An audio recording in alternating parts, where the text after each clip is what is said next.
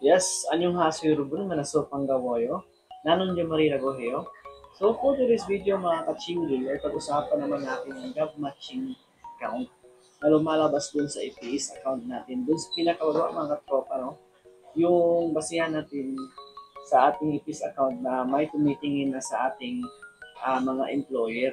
Kasi yung sa ating mga kachingli ito is umabot na talaga na 20 job matching count. Pero masasabi ko talaga na paswertihan lang yan mga katropa kasi kung para sa'yo talaga, para sa'yo yan. Katulad yan mga katsinudul, umabot tayo ng 20 job matching count pero hindi pa rin tayo pinalad. So maraming mga tendency, mga katropa na umabot ng 20 o mataas pa doon sa count na yon kasi yung mga employer o salamin natin, ini-evaluate yung EPS account nyo kung kung kailangan ba kayo doon sa kaniyang company. Pero tayo, hindi tayo kailangan sa kanilang company, kaya kaya tuloy yun, sin lang tayo. Pero walang problema yan mga katsindulo, no? Ibig sabihin yan, kapag may job matching ka na ganyan, parang gumagalaw na yung account mo. At marami din sa ating mga katsindulo na hindi gumagalaw yung account. Zero pa rin yung kanilang job matching count. So, katulad ng mga katsingol, mediation ng tawag na yan, pinipilian ka na ng sadyang name, pero sa club ng mga katsingol, hindi tayo maabot dun sa na-select.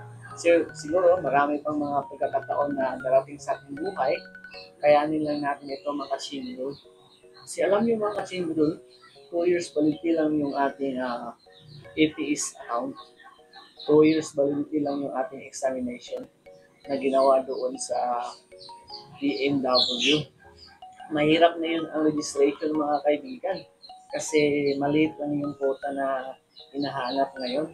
Kasi sa sobrang dami talaga ng passes ng KLT 21 at sa at nung KLT 22 pinagsama yon, so marami ng passes ang resulta. So ngayon may darating na examination na naman, so registration na naman. So yung nakaraan niyang exam ng KLT 23, 3,000 yung quota nila. Yung nakapasa ng mga katsilo no is 600 lang mahigit yung nakapasa ng mga katsilo. So yun, kapag natapos na sila sa kanilang medical at naipasa nila sa BMW at may approval na sila, so ibig sabihin niyan mga katropa ay kasama na sila doon sa listing na pagpipilian ng employer. So, ayun lang po mga katsingolo, no? Sana may naintindihan kayo sa ating topic ngayon tungkol sa job matching count na yan. So, lahat na yan mga katsingolo ay payo lamang ng mga bossing.